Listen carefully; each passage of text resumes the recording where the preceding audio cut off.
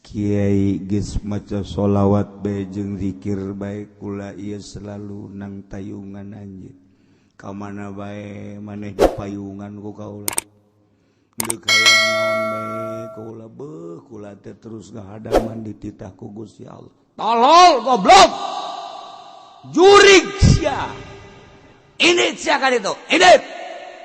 Nyaho aing sia jurig newo-newo goblok sia. Pan sia ngajurig-jurig ka aing pan aing parentah Allah. Aing mah geus langsung ka Allah bae. Geus teu perlu ka jurig-jurig aing mah geus.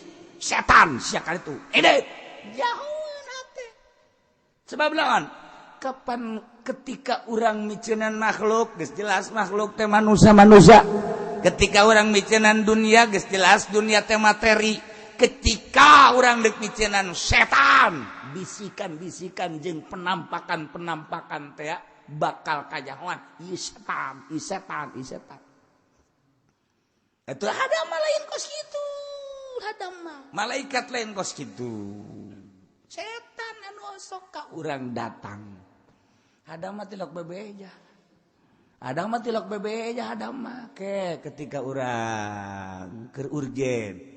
Urang lempang ojo dikidam bako mukhalafa a'udzu billahi minasy syaithanir rajim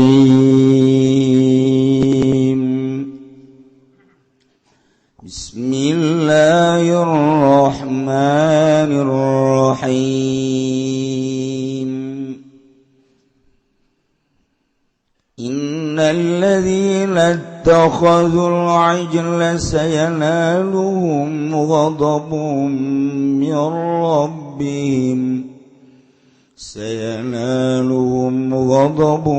min rabbihim wa dhillatun fil hayatid dunya wa kadzalika najzil muftarin. Allah alam bimaradi satuhune wong agegang pada anda daakeun ya ladzina kabeing pedet ilahan ing pangeran. Iku besok bakal ngenani, iku besok bakal merkolehum ing alladzina godobun opo kamurkaan azabun tegese siksa min rabbihim saking pangerane alladzina wadillatul lan kahinaan fil hayati dunya ing dalam kauripan dunia fa'udzibu maka den siksa ya alladzina bil amri kalawan den perintah biqats di anfusi kalawan mata ini pirang-pirang awak alladzina uduribat alaihim dhillatu ila yaumil qiyamah lan den dadaakeun ingat za alladzina apa kahinaan teu kamaring dina kiamat. Wa kadzalika lan halai kaya mangkono-mangkono kama jazainahum gesai kaya oleh ngawalas isun agung huming alladzina najzil muftarin bakal ngawalas isun agung ingong kang gawe-gawe kabohongan kabeh Allah nyata Allah bil isyraki wa ghairi kalawan nyaketuakeun lan liyane isyrak. والذين عملوا السيئات ثم تابوا من بعدها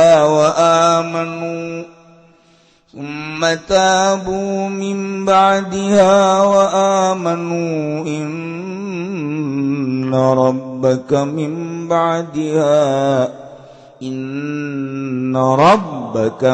بعدها لغفور رحيم. Allah alam bimaradilan utai wong akeh kang pada ngamal ya ladina kabeh sayyiati ing sake amal kang ala sumata bukai kari tararobat ya alladina kabeh raji'u tegas babalik ya alladina kabeh anha saking sayyiat min ba'diha saking sahusene sayyiat wa amanulan padang imankeun ya ladina kabeh billahi Allah iku satune pangeran sira Muhammad min ba'diha saking sausana tobat tobat tegas tobat lagapur niku yaktika ngake ngampuran lahum kadue alladzina rahimun tur kang ngake welas bihim kalawan alladzina ولما سكت عن موسى الغضب أخذ الألواح وفي نسختها هدى ورحمة للذين هم لربهم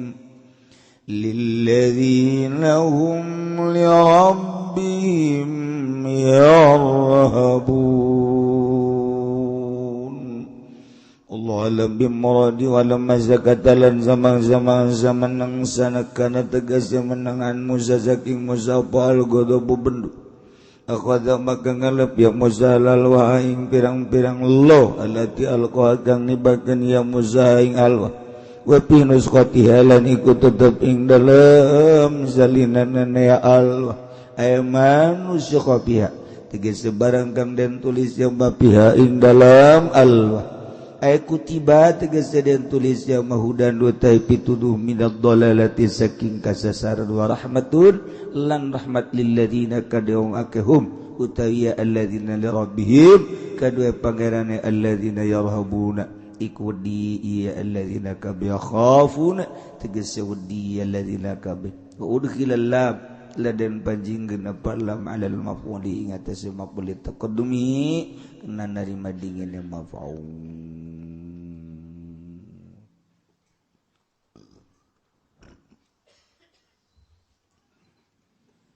Kangjeng Nabi Musa alaihissalam pelukan. Setelahnya alasan-alasan Kangjeng Nabi Harun jadi lancek. Dendam. Moal aya Rasul dendam. Moal aya Rasul hasud. Moal aya Rasul riya. Diciptakan ku Gusti Allah Kangjeng Rasul seluruh Rasul Nabi seluruh Nabi mulus batin bersih batin jang obor jang lampu di muka bumi mantak lamun urang bisa nuturkeun para Rasul nuturkeun para Nabi dina pada bersih batinna bakal jadi obor bakal jadi lampu sakumaha jadi oborna para rasul para nabi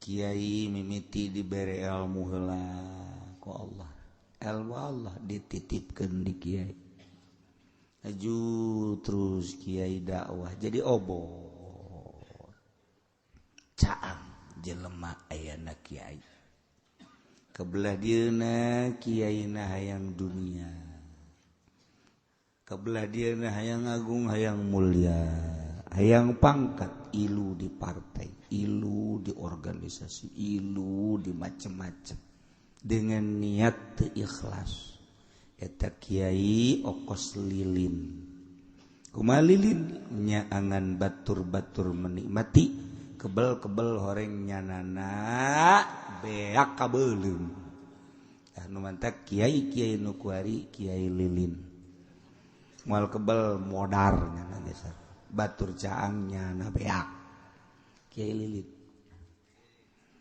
teh jadi kudu cara lampu mercuri caang lampuna tetep masyaallah ngabersihan batin hesek jeung sasele mimiti ulah hayang kalem ku makhluk hayang kalem naku khaliq kok bae capek jas salah setik hayang kalem naku makhluk bae dakwahna ge teu meunang aya camat aju ngalem bae ka camat teu meunang aya bupati ngalem bae ka bupati deureus bab kudu di alam nu teu kudu di alam bae deket gubernur di alam bae padahal nyata-nyata salah ieu kiai anu geus ngalem ka jelema nu salah ieu kiai lilin aya ku ari kiai aju ulah-ulah deuleu ka sisi ka gigi ratus ya pokona aya baheulana tuh eta kiai teh kos karitu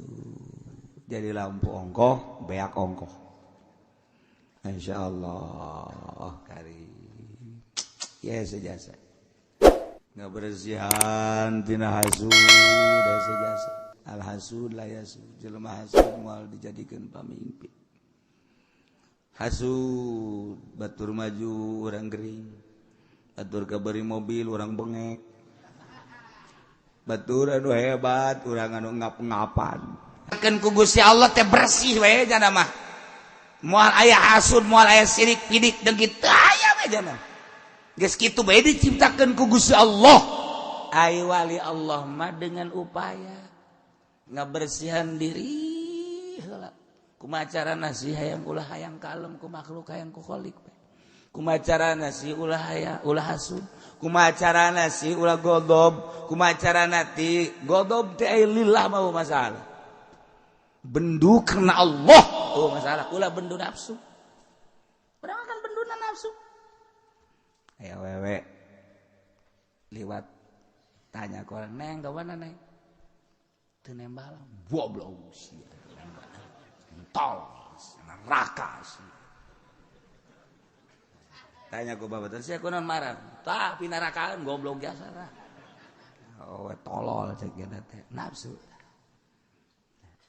hei sia eta marah emang kunaon gitu teu kudu naon tuh atuh sia marah teh kos kitu tah mah hawa nafsu batur mah ditanya bae kadengen bae henteu lawa kamara nyanyi gandeng teu kadengen atuh sing sadar bae siapa hingga sagege sadar kunaon dunya teh nembalan atuh meureunana neuleuh sia teh lain jelema kadeuleuna monyet eta di goblok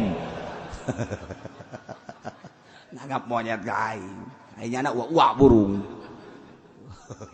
tah eta urang teh godob tah bendu tapi aya awewe geulis ku urang ditanya neng ka mana neng oh bade ka payun bade aya naon neng bade balanja ngiring atuh mangga bae senang hate senang nyarekan henteu eta nafsu tah kos kitu tah padahal mah awewena teu make jilbab awewena ping-pingna kadeuleu tah nu deuk greget dia tah ku sebab teu make jilbab ku sebab ping-pingna diumbar tah kuduna mah bendu teh kadinya ieu teh ku sebab ditanya nembalan seuring bendu-benduan tah eta jelema nu kos kitu bakal dikerebekeun di neraka lamun kieu mah ye goblok si awewe tol kunaon sia nyarekan bangun gregeteun apa teu make jilbab tolol jasa ping-pingna kadeuleu goblok mending mun hideung putih tolol aja mah kunaon teh aing kabita aing hayang atuh ku sia lain henteu aing mah pokona mah goblok aing teu aing teresep jasa ka nyana sebab teu make jilbab jeung nyana make celana pendek ulah kamara sahanu nyaho aing kamari tas ngobrol jeung nyana kunaon tuh nyana nanyakeun sia nyana nanyakeun sia ka aing teh nyahoeun bahwa sia teh babaturan aing nyana nanyakeun bae malah mah nanyakeun nomor HP-na bener tah tah nafsu mah pas kitu kene bae entah aing mah pokona ditanyakeun nyana datang teh hayang sebab nyana mah tah teu make jilbab aing greget jasa lantaran nyana geus ngarompak kana aturan-aturan Allah nyana kadeuleuan ping-ping teh hayang aing mah kajenting nyana nyamperkeun tayang tah eta karak bener jadi gregetna karena Allah nyana lantaran ngarompak aya kitu mah barang ditanyakeun kamari nanyakeun sia nyana nanyakeun nomor HP sia ku aing dibikeun kayak geureug sore ge ngapa ge yang bener tadi emang nyana di mana budak anyar kontrakan di anu jijeunya Masya Allah nyana ngadoa malah hampura Gusti ditolol urang teu bisa ngabedakeun tah nafsu jeung lain nafsu ya Allah ya Rabbi naon sebabna can bisa ngabedakeun can diurus nafsu urang pengurusan nafsu kan ilmu tasawuf melalui jalan thariqah karaknya ieu nafsu ieu lain ieu nafsu ieu lain ieu nafsu ieu lain lamun urang can ngurus kan moal nyaho apa nafsu apa lain apa nafsu alaina lamun urang enggeus ieu nafsu ieu lain engke ge kabawa oh ieu bawa nafsu oh ieu mah lain lamun urang keur ngurusan nafsu urang nafsu bakal kanyahoan ieu nafsu kamilah ieu nafsu radiyah ieu nafsu mutmainnah ieu nafsu ammaratu bisu lantaran urang ngurusan geus kanyahoan lamun teu ngurusan tuh moal kanyahoan geus antara nafsu jeung lain nafsuna kanyahoan marah jeung lain marahna kanyahoan ku sorangan lalagaan jeung bebeneranana nyanana ge nyahoeun sorangan ieu lalagaan ieu marah ge ieu mah beneran nyana nu utar atur sebab nafsuna diurus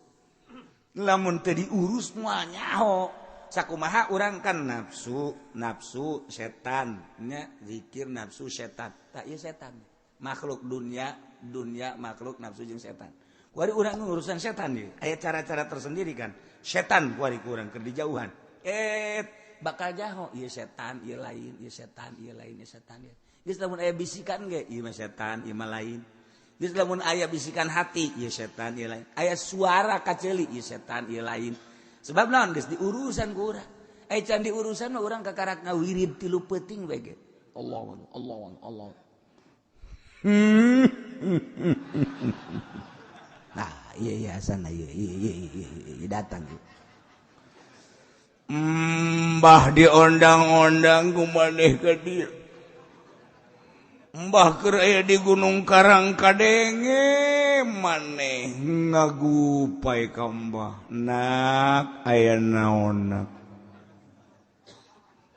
aduh hampura abah sugan teh teu kadenge ku abah pengadeng calik atuh abah di dieu mangga hayang naon abah mah minta kopi pahit bae di gulaan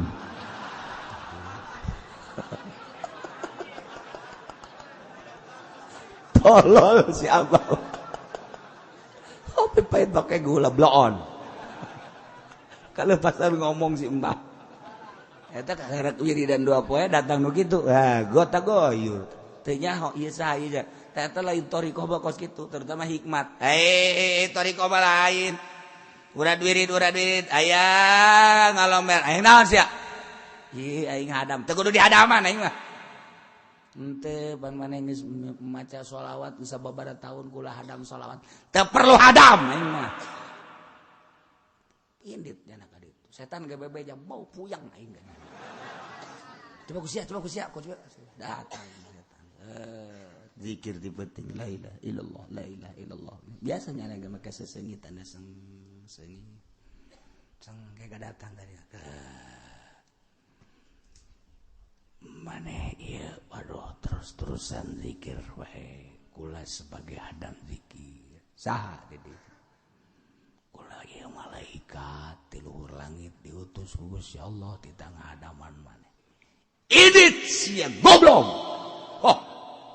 cek jangan make kene idit sia ka ditu ieu mah kula mah malaikat tinggal malaikat sekalipun Jibril idit sia ka ditu goblok sia ini tiada ka ditu yo teu kuat cara aing bener aing ngaku malaikat ge kunyana diusir bae nyahoan malaikat pelayan kos kitu datang tuh sekali 2 kali datang Kiai geus maca sholawat bae jeung zikir bae kula ieu selalu nang tayungan anjeun ka mana bae maneh di payungan ku kaula deuk hayang naon bae kaula beuh kula teh terus ngahadaman dititah ku Gusti Allah tolol goblok jurig sia ini sia ka ditu ini nyaho aing sia jurig newo-newo goblok sia sia ngajurig-jurig ka aing pan aing parentah Allah aing mah geus langsung ka Allah bae geus teu perlu ka jurig-jurig aing mah geus setan sia ka ditu ini jauhan ate sebab naon kapan ketika urang miceunnan makhluk geus jelas makhluk teh manusia ketika urang miceunnan dunia geus jelas dunia teh materi ketika urang deuk miceunnan setan bisikan-bisikan jeung penampakan teh bakal kajahoan ieu setan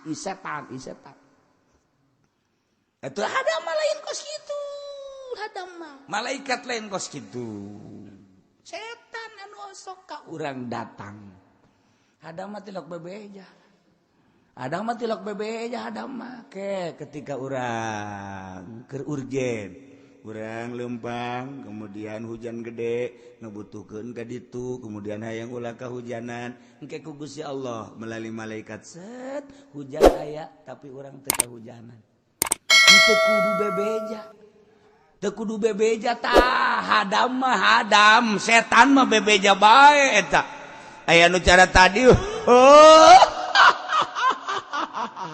boh tah kuti anak nyata-nyata tah mah tah urang bakal ngajaokeun dan mantap lamun teu bertoriko bertekan teh kajauhan bae jelema tasawuf teu bertoriko berarti rohan jelema bertoriko tasawufan roh aya jasadan kudu akur nya nasawuf nya norekat karak tegep lempang na tegep lamun jelema nasawuf teu norekat ka sapeker haram ulah maka disalahkeun ngan nyana nasawuf teu norekat moal wusul ila Allah kadituna ieu bidah itu bidah ieu bidah itu bidah ieu teu nyahorohna samarukna sapeker jadi hahala batin kudu diurusan naon hartina sapira sapeker naon hartina sapira mobil naon hartina sapira TV sapira HP batin ketika batin bae kurang diurusan zahir bante akekok atuh kadi Allah kadi Allah kadi Allah kadi Allah yang ready terus akekok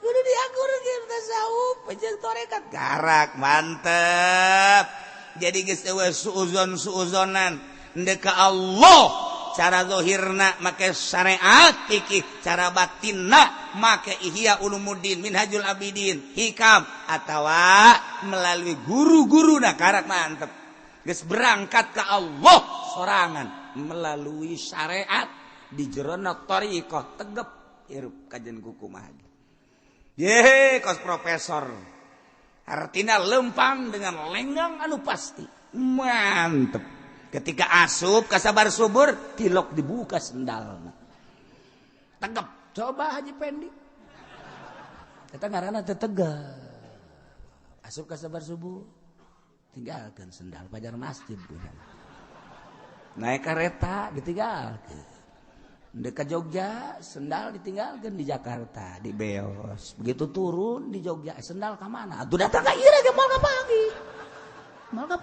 teh masarua jeung tadi teh alhamdulillah geus bisa tahajud berang peuting bolon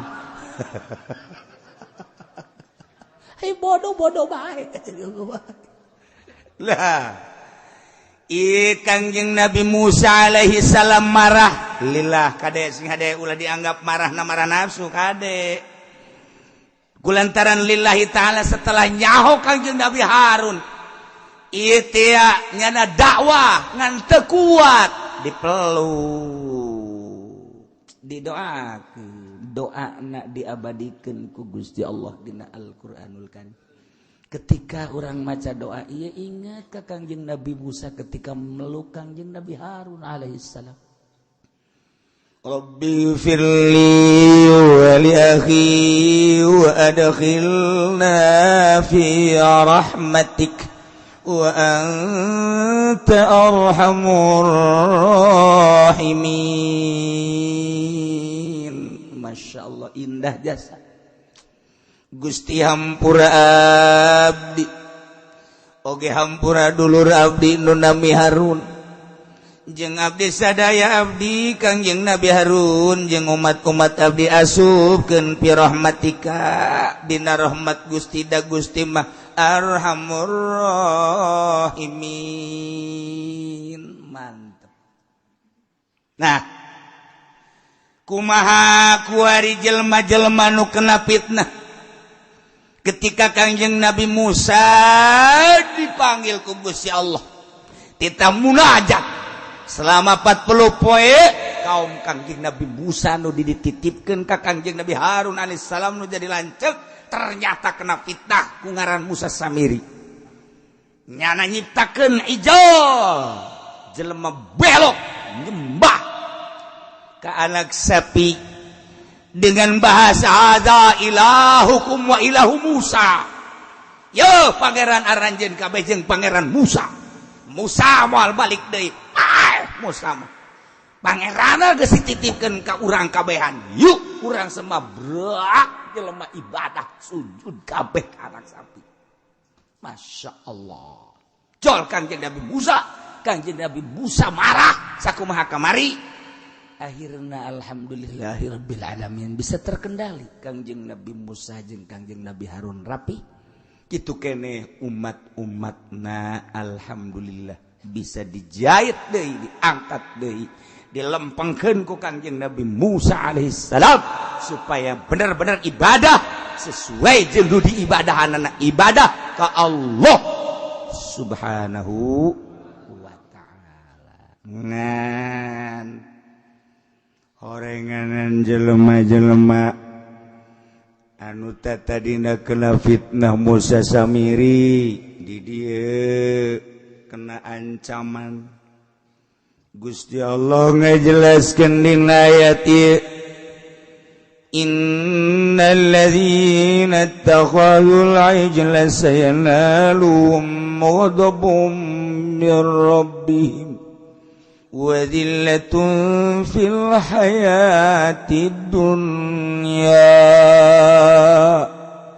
Sanjanya lah jelema anu ngajadikeun anak pedet, anak sapi ane pedet dijadikan ilahan sebagai sesembahan sebagai pangeran, bakal dibere dua ketentuan nomor kahiji sayanaluhum godobun, bakal dikenakan murka Allah yana siksa mirabihim ti pangeran.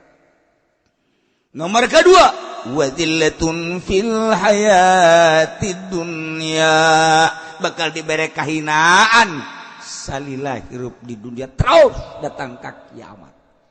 Allah kan mun teu tobat geus fa'udhibu bil amri bi qatli anfusihim wa duribat alaihim dhillah ila yaumil qiyamah. Cek Kangjeng Nabi Musa, wahai kaum-kaum kaula, wahai hamba-hamba Allah, dengan fitnah anu datang ke anjeun, dengan segala keistimewaan Musa Samiri membujuk anjeun, maka anjeun kudu tobat aranjeun kabeh ka Gusti Allah. Mun daraek tobat Allah ngahampura. Cara tobatna kumaha cekau? Eueuh deui tobatna. Engke tengah peuting poek mongkleng buta rata. Maneh kabeh dibere pedang, tidinya kabeh jelema nu nyembah ka pedang titah ngabunuh diri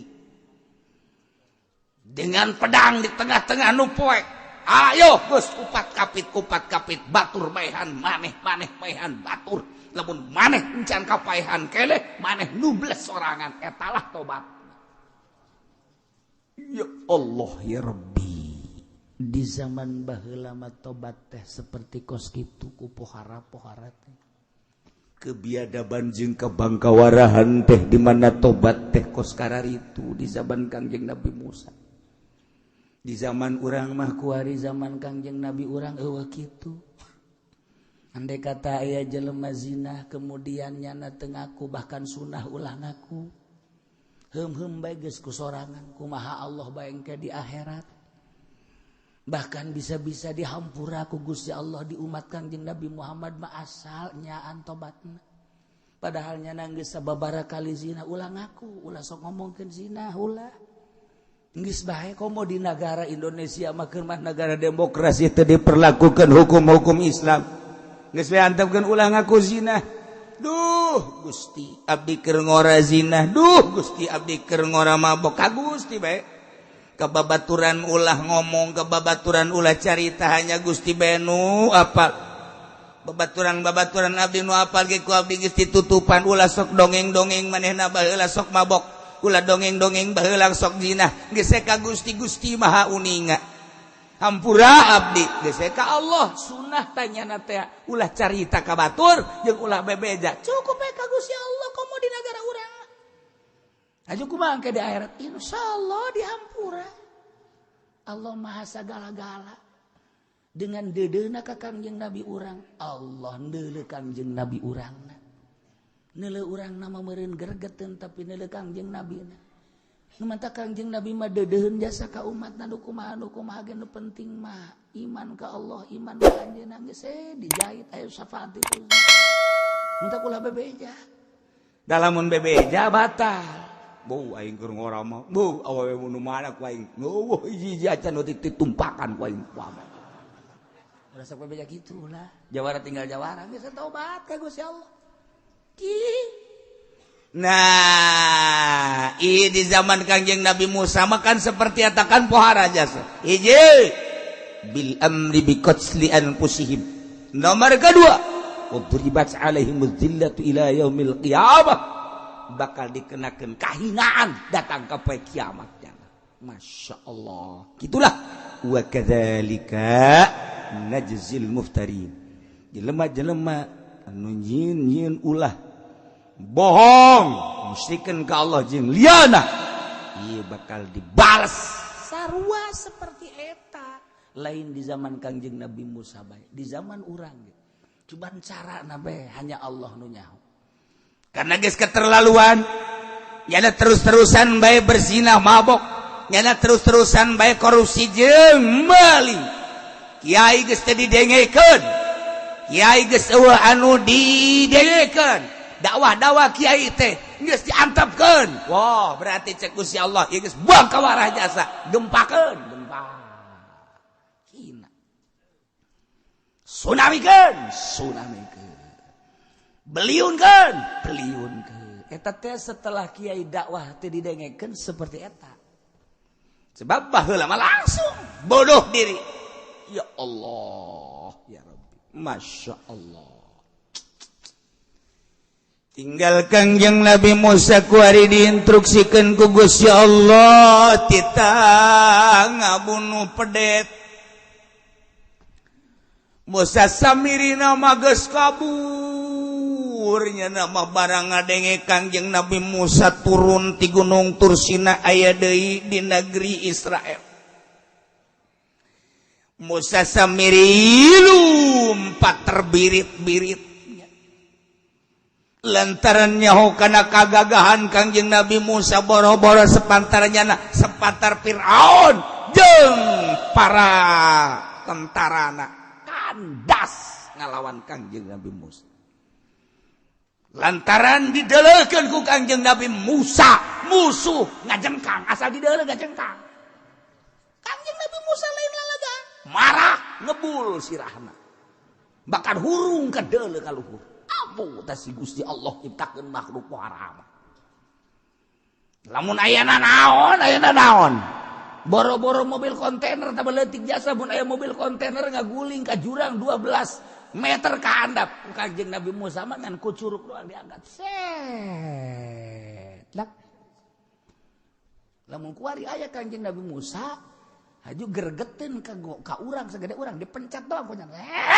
Keluar jeung tai-taina kabeh. Kira walau gagah-gagah itu sih Masya Allah.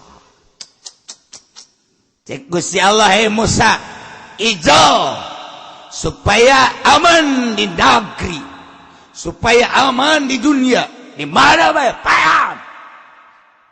Kangjeng Nabi Musa ngainstruksikeun rakyat. Wahai rakyat, setelah ranjeun tobat ka Gusti Allah, kembali iman ke Allah jeung ka Rasul Allah kaula. Ibadah anu tenteng supaya aman. Teangan eta anak sapi bawa ka dieu urang pajit. Di teangan, Masya Allah horenganan hese jasa ditewak. Sababaraha jawara anu newak anak pedet hese bae. Benang ku benangna lesan ditewakna. Sakitu ayana dijaring ku kumaha ge jaring pararega. Paingan di pangeranan orenganan gagah eta mah anak pedet. Wara atuh. Sasada anu sakitu hebatna benang tuh bisa dicekel di jaring para regat. Lapor ka Kangjeng Nabi Musa. Ya Musa Rasulullah. Ayo pedet teu benang-benang. Gelo amat sia. Tewa kamu. Teu bisa kami. Ulah ku sorangan atuh kulobaan. Geus berusaha kabing ngajaring tetep bae jaring para regat.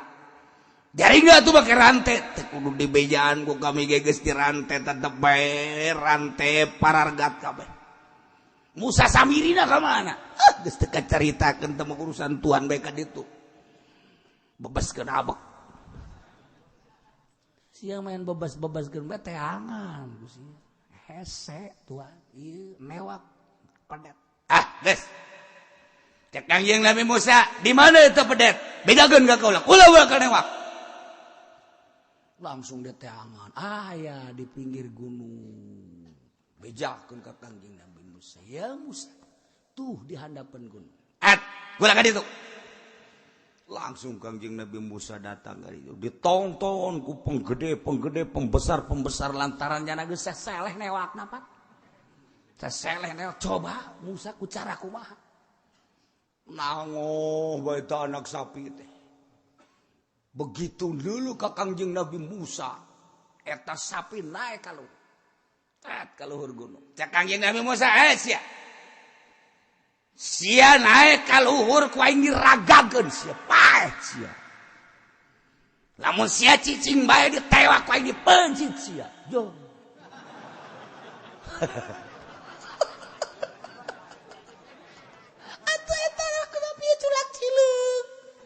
Wah, tawa tontonan anu hebat jasa lantaran geus teu bisa ditewak ku sasaha. Tinggal Kangjeng Nabi Musa datang ka dinya. Jana naik ka luhur. Ulah naik sia. Ku aing tewak sia kajen ku kumaha ge. Nah, ku Kangjeng Nabi Musa langsung ditekan. Begitu ditekan cicing bae. Ieu tah dibaca ayat Innal ladzina ittakhadhul ajla sayanaluhum ghadabun min rabbihim wa dhillatun fil hayatid dunya wa kadzalika najzil muftarin. Urang ge lamun aya kebo ngakal bacakeun ieu. Bacakeun ieu. Sia mah dibere wiridan bangun teu percaya ka aing.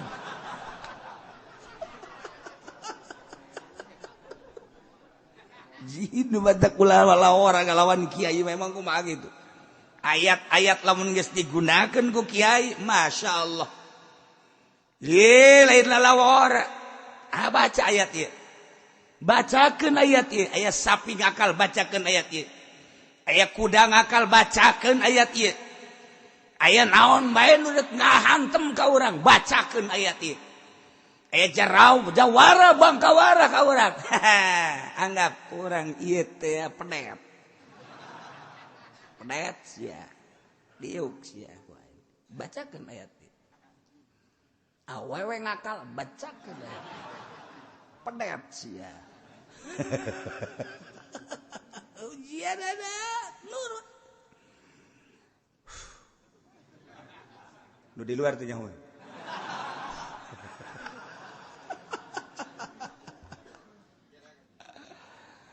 Lamun kebo dek dipencit haju hese di talianana bacakeun ayat ieu.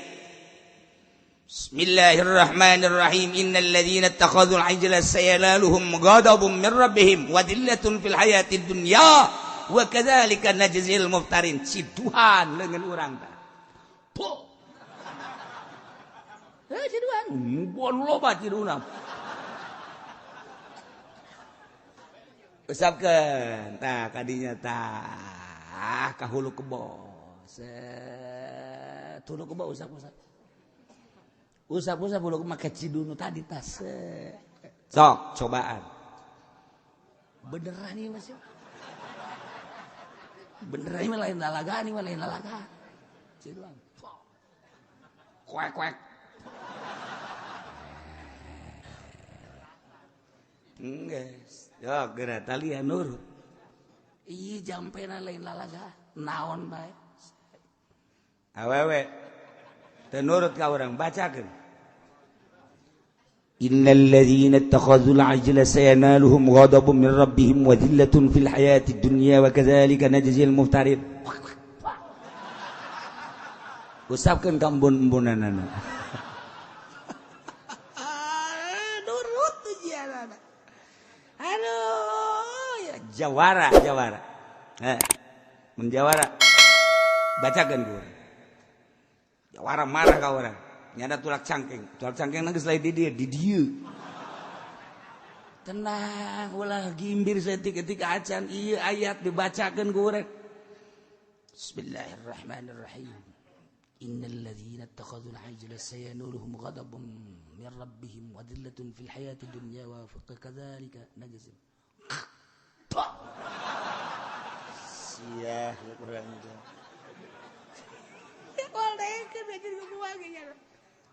ayat ieu mah kumaha gitu lain lalawar ye tah kiai geus jahok wari carana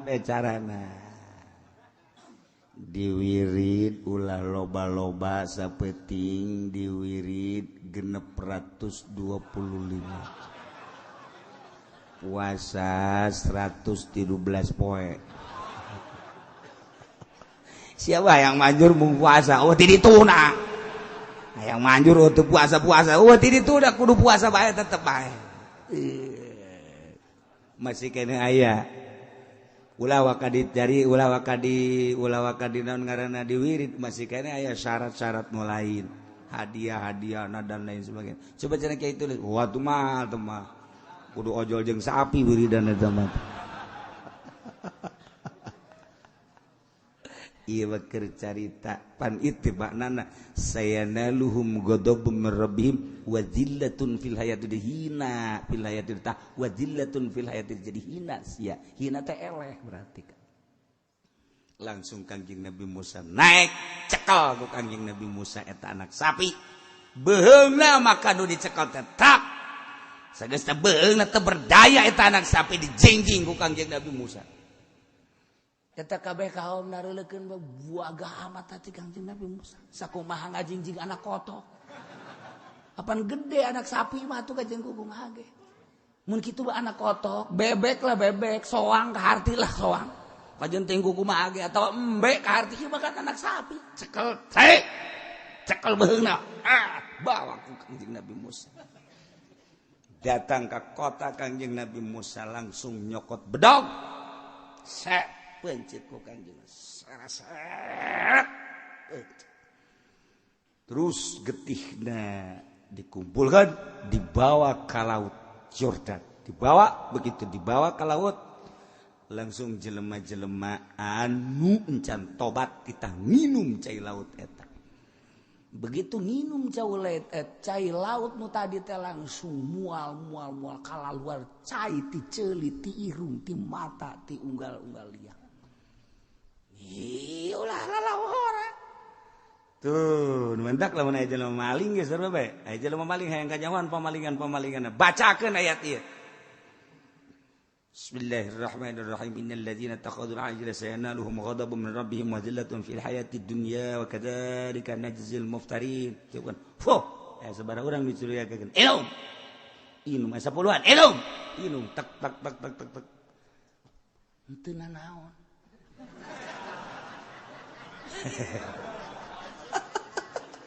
maksudnya teh aya pengaruh naon-naon apa teh naon horeng nu malingna kiai atuh paingan atuh batur reaksi naon horeng nyana pamalinganana da ieu ayat lain lalagan gagada pohara jasa masyaallah والذين اتخذوا والذين عملوا السيئات ثم تابوا من بعدها وآمنوا إن ربك من بعدها لغفور رحيم والله alam bimaradi sanya jelema ari jelema anu beramal ngagawean kana amal-amal goreng tuluy tobat iya nyabut ditina kagorengan na mimba dia sabada maneh ngalaksakeun kagorengan haju amanu ngimankeun ka Allah babari jeung Allah mah inna rabbaka min ba'diha laghafurur rahim nya na pangeran anjeun min ba'diha sabada tobat yakin pisan ngahampura tur dedeh jeung nya nginahin urang boga pangeran Allah mantep biasa urang tadina kurang beramal bahkan urang baheulana teh kungsi kabair-kabair ngaranna ge pergaulan aya mabokan aya zinahan aya malingan ieu mah asalna mah dosa panggedena aing nyundul dosa aing ka langit loba-lobana dosa ulah leutik tobat ke Allah tuturkeun ayat ieu boro-boro kakarak zina kakarak mabok cacak-cacak musyrik nu tadi ngibadahan ti Allah teh pindah ka pedet balik ku ari tobat Allah ngahampura eta kan geus kaluar tina aturan sabenerna mah atuh pangeran teh dianggap pangeran Allah teh ku ari mah dianggap deui pangeran dihampura bae ku Gusti atuh komo ieu kakarak mabok kakarak zina, kakarak maling, tobat ke Allah. Atuh dihampura jasa. Asalnya an tobat da moal balik deui, aing ngarasa aing teh salah. Baheula aing mabok aing ngarasa jasa salah. Baheula aing zina aing ngarasa jasa salah. Dek dikukumahakeun nyangakeun ka Gusti Allah nu bogan aing baheula mah keur apeng-apengan aing teh dipelintir ku nafsu. Ayeuna mah aing anu melintir nafsu.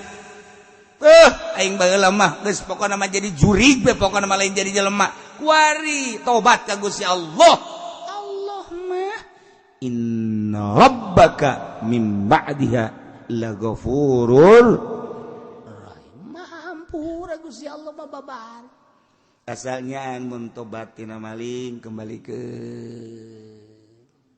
tobat urang tina zina ulah loba omong tobat urang tina mabok geus urang tafakuran aya sesa-sesa urut baheula urang teh keur jadi jawara maling anu kembalikeun lamun ingat lamun teu ingat bikeun ka fakir miskin beres geus sirup ka Allah bae moal kebeli asana aing bae urusanna jeung Allah sedangkan Allah inna rabbaka min ba'diha laghafurur rahim walamma sakata wallahu a'lam